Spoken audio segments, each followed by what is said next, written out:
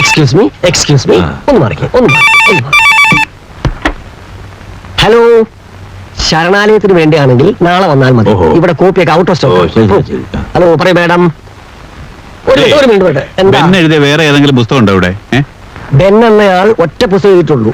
അതിനാണ് അവാർഡ് കിട്ടിയിരിക്കുന്നത്. അത് ഔട്ട് ഓഫ് സ്റ്റോക്കാണ്. നാളെ വരും. പോവൂ.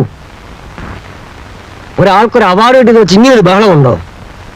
പിന്നെ നാണല്ലേ, ശരണാലയത്തിന്റെ കോപ്പികൾ ഔട്ട് ഓഫ് സ്റ്റോക്ക് ആണെന്ന് പുറത്തൊരു ബോർഡ് എഴുതി വെക്കൂ.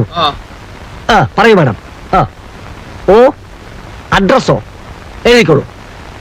Mister Ben, care of advocate PS Nenmara. നെന്മാറയല്ല, അതിന്റെ അപ്പുറത്തെ പാറയാലും ശരി. വാടകക്കാരും നിലയ്ക്ക് നിൽക്കണം. അല്ലേ ചിലക്കരുത്. ഈ നാട്ടിൽ വേറെ വീട് കിട്ടാഞ്ഞിട്ടല്ലേ ഞങ്ങൾ ഇവിടെ താമസിക്കുന്നത്. നിങ്ങളുടെ മോൻ വന്ന് കാല് പിടിച്ചിട്ടാ. മീൻ കഴുകിയ വെള്ളം താൻ എന്റെ തലയിൽ ഒഴിക്കുന്ന അവൻ വിചാരിച്ചിട്ടുണ്ടാവില്ലടോ. ഞാൻ വെള്ളം ഒഴിക്കുന്നിടത്ത് നിങ്ങൾ തലയായിട്ട് വന്നു ഞാനും വിചാരിച്ചിട്ടില്ലല്ലോ. താൻ തന്റെ വക്കീലിനെ വിളിച്ചിട്ട് വാ. എന്തിന്?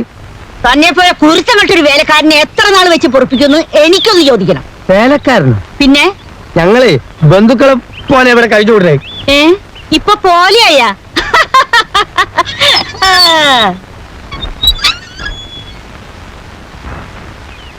ആരാ? അഡ്വക്കേറ്റ് PS നെന്മാറയുടെ വീടല്ലേ ഇത്? അല്ല, എന്റെ മോൻ പൽപ്പനാവിന്റെ വീടാ. വക്കീല് മേലെ വാടകയ്ക്ക് താമസിക്കുക.